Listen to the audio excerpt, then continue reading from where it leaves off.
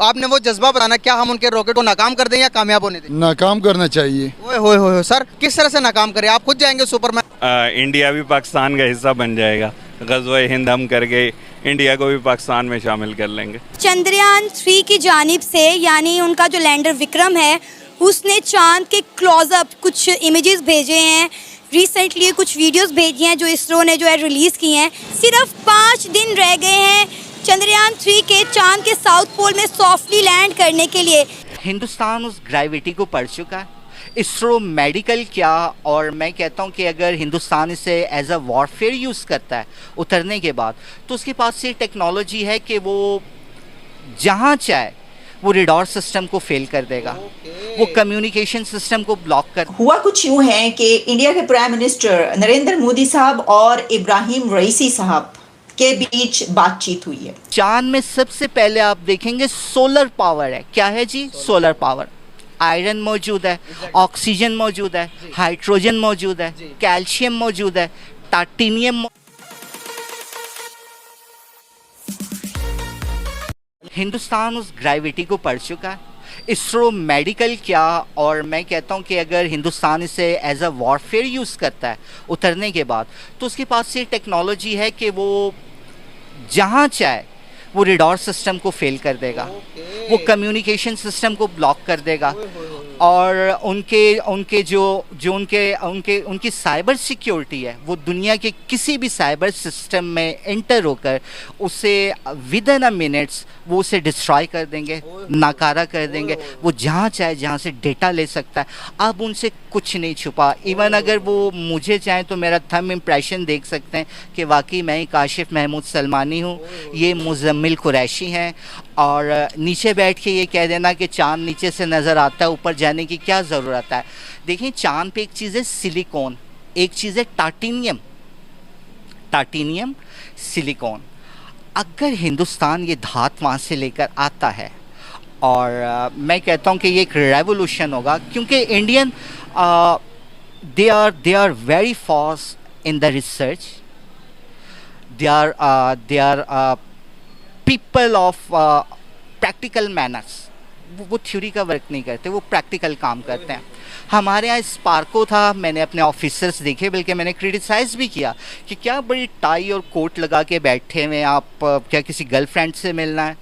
आपकी कोई marriage party है, कोई एंगेजमेंट है, तो आप रिसर्च सेंटर में क्यों नहीं बैठे? आपको तो कंप्यूटर के सामने होना चाहिए था। जब आप उनसे पूछते हैं कि भाई ज़मीन के गिर्द कितने सितारे घूम रहे हैं, ग्रेविटी पावर क्या है, ये मैग्नेट सिस्टम क्या है, ये full moon, half moon, quarter moon, ये इसका क्या प्रोसीजर है, तो उन्हें नहीं पता। और सर, हमने इतना बड़ा रिसर्च सेंटर खोला हुआ है और यहाँ पर बिलियन ऑफ डॉलर्स हम मंथली लगा रहे हैं, मंथली के बाद सालाना भी लगा रहे हैं। तो सर अभी देखेंगे इंडिया का जो इसरो है वो उनको जनरेट करके दे रहा है, उनकी ज़िंदगी में वैल्यू ऐड कर रहा है। अभी वो स्पेस टूर मिशन भी एक लॉन्च करने जा रहे हैं, उसके बाद वो सन मिशन भी उनका लॉन्च होने जा रहा है। सर, वो डे बाय डे डेवलपमेंट की तरफ जा रहे हैं। भारत का चंद्रयान 3 मिशन चांद के साउथ पोल पर लैंड करने वाला है, चांद के बहुत करीब पहुंच चुका है। सिर्फ 5 दिन रह गए हैं उनकी लैंडिंग में। क्या कहेंगे इंडिया के चंद्रयान 3 मिशन पर आप? देखिए, सबसे पहले तो जैसे कि हमारे कैसे भी कॉम्प्लिकेशंस चल रहे हैं इंडिया के साथ, हम शुरू से अपने आप को उनके साथ कंपेयर करते आ रहे हैं कि कैसे किस तरीके से उनको बीट किया जाए। देखिए, ये जो इस वक्त दौर है ना, ये है कोल्ड वार।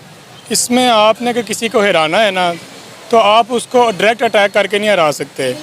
आप अपने आप को मजबूत करें, आप ऑटोमेटिकली जो है वो जीत जाएंगे। इसकी मैं एक छोटी सी मिसाल दूंगा कि किसी ने ना जापान के प्रेसिडेंट से इंटरव्यू में कहा कि अब तो आपके पास इतनी टेक्नोलॉजी मॉडर्न आ गई है, तो आप अपना इंडिया जो नहीं अमेरिका से बदला क्यों नहीं ले लेते हिरोशिमा और नागासाकी का? उन्होंने कहा कि हम जीत चुके हुए हैं उनसे। उन्होंने कहा कैसे?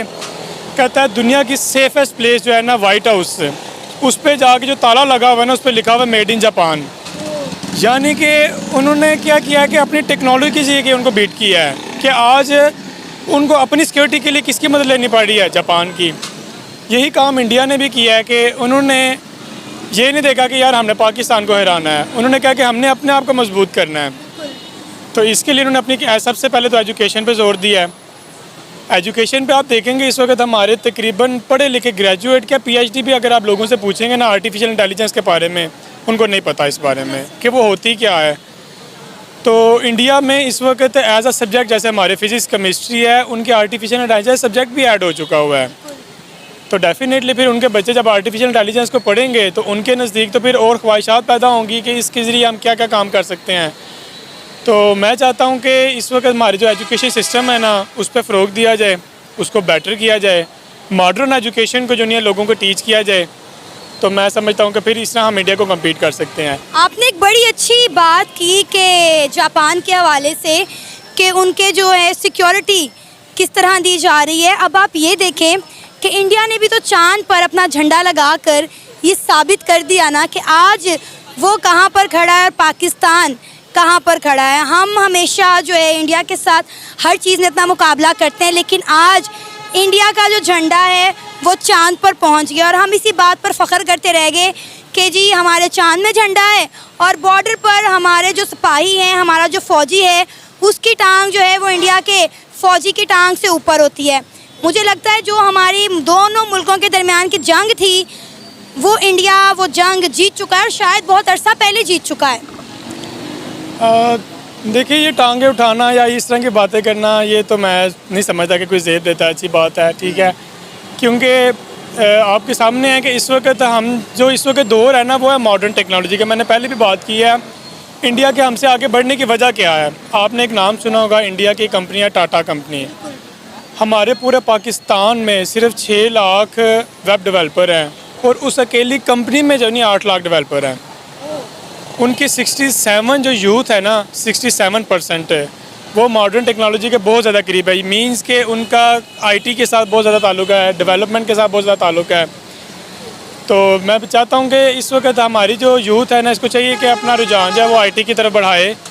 जैसे जैसे भी करके बहुत सारी यूट्यूब पे वीडियोस पड़ी हुई हैं, आप लोगों को फ्री ऑफ कॉस्ट पॉडकास्ट मिल सकते हैं, आप उनसे जो नहीं मॉडर्न एजुकेशन हासिल करें। तो बेहतर है कि अपने आप पे फोकस करें कि बजाय कि इंडिया क्या कर रहा है, जापान क्या कर रहा है, हमें इस चीज़ से कोई लेना देना नहीं है।